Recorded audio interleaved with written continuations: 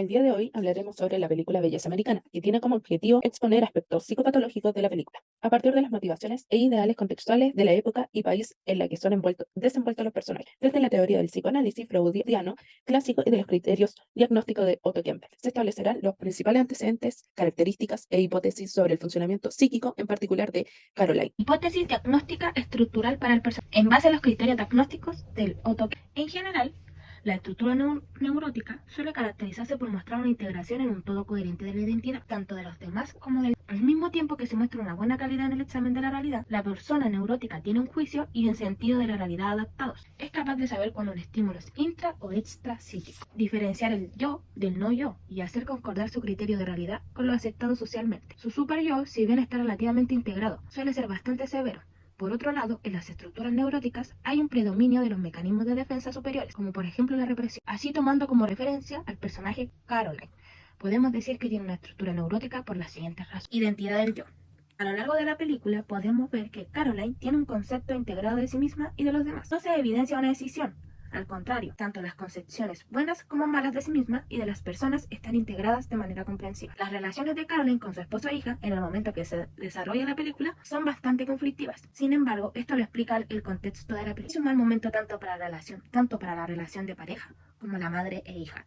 Sin embargo, en varias ocasiones se nos señala que ella no era así, al contrario, era feliz y su relación con su esposo era cálida y sana, lo que nos deja ver su capacidad para establecer relaciones interpersonales profundas. Ahora bien, con su hija se puede ver la tensión que existe en diversas ocasiones, sin que esto signifique que la vea como una persona completamente mala, a la que tiene que atacar o de la que se tiene que defender. Por ejemplo, en la escena donde le dice a su hija, ¿estás tratando de verte mal a propósito? O como cuando está comiendo y Jay le pregunta si siempre tendrá que escuchar la misma música, y ella responde, cuando tú prepares una nutritiva y sabrosa comida, podrás escuchar lo que quieras. Esto no significa que solo vea sus aspectos negativos. Podemos ver cuando en la presentación de porrismo de su hija, ella insiste con él, ya que considera que es importante para Jane. Y además, su rostro se entristece cuando Lester le dice, refiriéndose a Jane, también te odia a ti. Esto nos deja ver que ella tiene sentimientos positivos hacia su hija, a pesar de las críticas que le hace, incluso en la escena donde después de la pelea en el comedor, Caroline va a la habitación de Jane y le dice amablemente, no puedes contar con nadie, excepto contigo misma. A la que Jane respondió, no tengo ganas de tener un momento fotográfico ahora. Sí, la respuesta de Caroline es agresiva, la golpea en el rostro dejando ver una conducta interpersonal contradictoria. No obstante, a eso sigue teniendo la visión integrada hacia su hija. En concordancia con lo anterior, también vemos que Caroline tiene un concepto integrado del yo, y tiene una identidad bien específica que se deja ver desde el principio hasta el final de la película. Está clara con lo que quiere y es aparentemente segura de sí misma. Por ejemplo, cuando va a mostrar la casa que quiere vender, la deja impecable y se dice todo el tiempo que la venderá. Cuando no la vende, experimenta emociones negativas, pero a pesar de que las intenta esconder, podemos darnos cuenta de que lo hace porque son muy reales para ella. Sabe que son sus emociones, sus conflictos, lo cual deja ver una comprensión tanto de sus aspectos negativos como positivos en un todo integral. Del mismo modo, podríamos pensar que, tal como se mencionó en párrafos anteriores, respecto a la integración del super yo, dicho conflicto se genera por sentir que no está a la altura ideal del yo que quiere conseguir. La hace sentir vulnerable y ella no se lo permite. Podemos ver entonces que su super yo es muy severo, no solo en esta ocasión, sino en cualquier escena en donde se desborda, pues se culpa, se dice que es débil, se cae a sí misma, en resumen, no se permite sentirse mal, tiene que ser perfecta siempre. Juicio de realidad. El juicio de realidad de Caroline no se ve afectado. Lo vemos, por ejemplo, en una de las primeras escenas, cuando su marido le dice, refiriéndose a los vecinos, que seguían enojados, ¿por qué les cortaste su simoro? Y ella responde, yo no tendría corazón para cortar algo que no fuera parcialmente mío. Aquí deja ver que tiene muy claras sus intenciones de haber cortado el simoro de sus vecinos. Simplemente se justifica, lo que no significa que no comprenda la realidad. Ella no tiene convicción de que era suyo, por lo tanto, tiene un juicio de realidad sano. Asimismo, tiene una buena diferenciación del sí mismo y del no sí mismo. Por ejemplo, vemos la envidia que experimenta hacia el personaje Buddy. Sin embargo, ella no piensa en ningún momento que es él, más bien podríamos pensar que quiere ser como él. E incluso, cuando empiezan a tener una relación de amantes, esto le proporciona el ambiente de control que anhelaba, pero sigue manteniendo la diferenciación entre él y ella. Por otro lado, ella diferencia el yo del no yo. Sabe cuando un estímulo viene de afuera. Por ejemplo, en la escena donde encuentra a su esposo muerto, a pesar de la crisis por la que estaba pasando en ese momento, se desborda y abraza la ropa de él, dando a entender que comprende que esto fue un producto de dicho al estímulo extracítico, su marido muerto.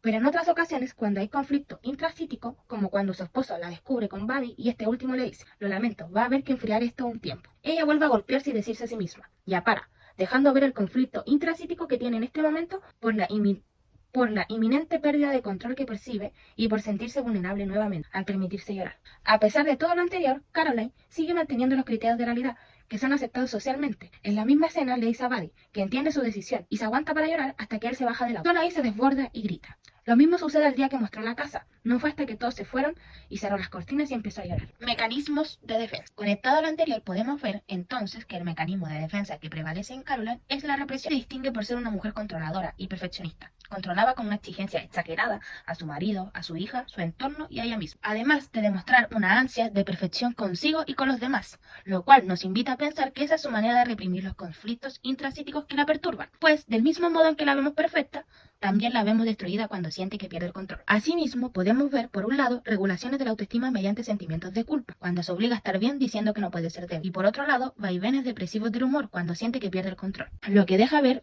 una integración de un super yo exageradamente severo y castigador, como se mencionó en párrafos anteriores. Kember dice que los mecanismos relacionados de alto nivel protegen al yo de los conflictos intrapsíquicos por medio del rechazo del yo consciente de una derivación del impulso, de su representación ideacional o de hambre. Es posible ejemplificarlo perfectamente con aquellas escenas en donde Caroline no se permite sentirse vulnerable. Su propósito era siempre ser y verse perfecta, dejando ver el mecanismo de defensa superior que opera para protegerla de sus conflictos intrapsíquicos. Ella de manera consciente, si se desbordaba, se castigaba y automáticamente se veía perfecta de nuevo. Se notaba el esfuerzo que hacía por no exteriorizar sus emociones negativas, ya que si no está bajo control, el conflicto sale a la luz. Finalmente, cabe destacar que cuando todo empieza a salir mal en su casa, su esposo empieza a soltar rienda y toma control sobre sí mismo, su trabajo no sale como lo espera y no puede controlar a su hija adolescente, se desencadena un conflicto intrapsíquico al que ella de alguna forma escapa encontrando un lugar seguro con Buddy, en donde todo es perfecto. Incluso él en una escena le dice: mi filosofía es que para tener éxito en la vida uno debe proyectar una imagen de éxito todo el tiempo. Así él le ofrece el ambiente controlado y la perfección que siente que está perdiendo en su hogar. Es precisamente por esto que cuando se desmoronan las cosas con él, ella vuelve a entrar en conflicto, esta vez siendo mucho más fuerte, en el sentido que se dispone incluso a asesinar a su propio esposo. Ahora vamos a observar el personaje de Caroline desde la perspectiva del enfoque psicoanalítico tradicional y los principales constructos postulados por Freud, que en este caso intentan explicar el comportamiento y actitud de Caroline en esta película. En este sentido, podemos decir, teniendo en cuenta toda la trama, de principio a fin que existe un yo consciente, la ejecutante de las conductas, la que convive con su familia, trabaja y se desenvuelve en lo íntimo, familiar y social. En concreto, podemos decir que es todo lo que vemos que hace y dice, pero que sabemos que trabaja o actúa influenciado por un super yo, que podemos deducir que es quien domina la mayor parte de sus actividades y comportamientos observados, como la moralidad, la mantención de una imagen exitosa, de una familia perfecta, pero que llegando al final de la cinta queda demostrado, con la infidelidad y la intención de asesinar a su marido, que existían deseos ocultos inconscientes, es decir, un ello, que demanda la satisfacción sexual, que quiere vivir una aventura y que expresa impulsos de eliminar aquello que impide su satisfacción. Estos pensamientos obsesivos son muy complicados de controlar.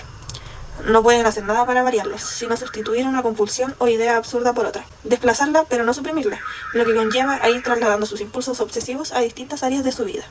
Por lo tanto, podemos observar que conductas como el control de varios aspectos de la vida familiar que se ejemplifican en la manera en la que cenan, como por ejemplo la música específica, la disposición y orden de la mesa y servicio, y la impecable jardinería y combinación de los colores de vestimenta, y también más adelante podemos ver que existe una necesidad de éxito, lo que conlleva otras obsesiones a distintos niveles, con la finalidad de desalojar y escapar de las representaciones inconcebibles, como la secuencia de escenas en la venta de la casa en venta, donde se grafica esta idea impulsiva de que debe vender ese día sí o sí, y su esfuerzo por limpiar cada espacio de la casa para que quede presentable y poder venderla. Nos demuestra que estos impulsos obsesivos son tan demandantes que se siente totalmente frustrada y triste al final por no concretar la venta. No obstante, para otros podría ser solo un mal día, pero para ella no. No puede evitar esos sentimientos de frustración poderosos y se evidencian los golpes que ella misma se da para seguir en su lucha de tener éxito. Profundizando aún más en la teoría psicoanalítica en obras de Freud, podemos inferir en la observación de un gran número de actividades de Caroline que reflejan un funcionamiento particular, lo que Freud denomina neurosis obsesiva. Ahora veamos, en relación con estos comportamientos, qué es lo que Freud plantea frente a esta configuración psíquica obsesiva, que en general son personas que escapan de un contenido doloroso para disfrazar o sublimar los deseos o pulsiones reales del sujeto, en este caso de Caroline. De manera que se intuye que en su infancia, en el contexto difícil de vida, pudo tener una experiencia de tipo sexual o erótica inapropiada en su desarrollo que activaron sus mecanismos de defensa primarios. Sistemas de defensa que fallan, debiendo surgir así una defensa secundaria. En la crisis final de la historia existe un rompimiento o falla de los mecanismos de defensa, en donde Caroline se da y mantiene un sentido de realidad conservado, por lo que puede lograr comprometerse con un matrimonio y ser madre, y trabajar sin mayor problema.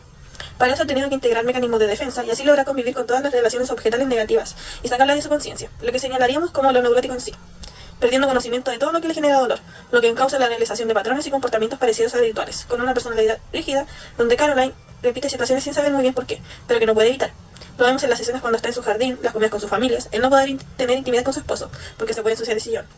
Por otro lado, pudimos concluir la importancia del psicoanálisis y de estudiar y manejar temas como las organizaciones de personalidades, en este caso la neurótica, pulsaciones cambiando drásticamente la imagen de sí misma, convenciéndose de obedecer y no seguir encerrada en la hipocresía y falsa vida que llevaba.